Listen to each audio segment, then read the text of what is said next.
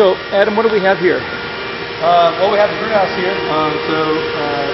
Basically, state-of-the-art brew house. You can also see command central down there. That's basically the brains of our brewery. There's several computers in there that are running not only the brew house, but also running our yeast propagation system and our centrifuge room, our filtration, and eventually we'll run our packaging lines as well once we get to the point where we have the software to integrate into it. So, big step in technology for us is our mill. I mean, we may not look that impressive. I mean, I think it looks impressive, but that is a huge piece of making much better beer.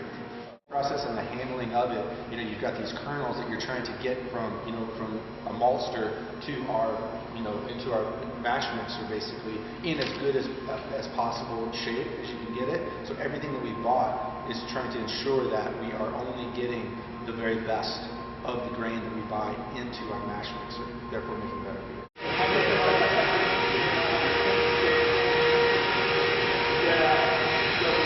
Definitely.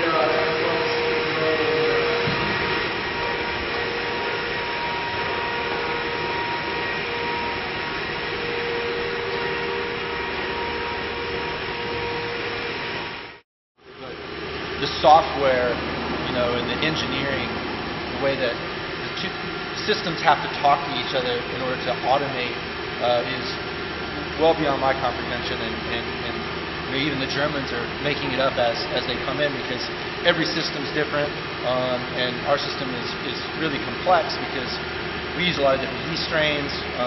Obviously we use a lot of different kinds of grains, and we just have a wide portfolio of beers that we make, and it's difficult to do when you do it just manually, but when you start trying to automate that, there's just so many parameters that you have to set in order to make the beers. Sure, I mean, I think you can buy this brew house from Germany, but Steve and the guys have put a lot of bells and whistles on it, because it's designed to brew maybe 1 or 2 beers really well, whereas what we do here, I mean, we have 30 plus beers that we make a year, and so again, the parameters on the way we need to brew those things, it's huge.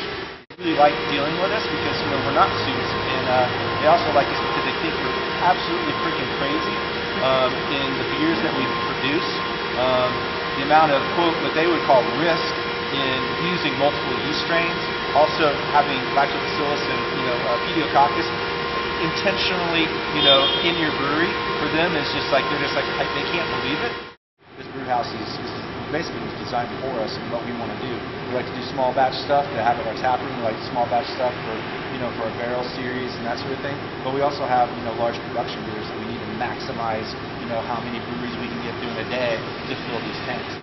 Technology that we do not have in our current facility, which is loading docks. I mean, we've loaded for 22 years with a forklift coming out of a building, putting it onto a truck, then have to get into the truck, getting a forklift in there and moving it into place. And so this is actually, it's low technology. This is one place where it's just like, it's going to speed the process up so much. And again, safety issues of trying to load a truck from the ground in a snowstorm. I know from experience it's not the safest thing. I mean, this room is what really I think sets us apart from a lot of brewers is, our dedication to quality control and quality assurance. We've got 7 full-time people who their sole purpose is to make sure that our beer is as good as it can be every single day, consistently. And this room and the tools that we've provided to our lovably called lab rats, keep us in that pursuit of making perfect beer. 30 beers on tap. It's a pretty amazing amount of beer. There'll be the same beers upstairs and downstairs, and then we're going to, we finally purchased a growler filling machine, so we'll be able to fill beer to go in a way that we feel good about.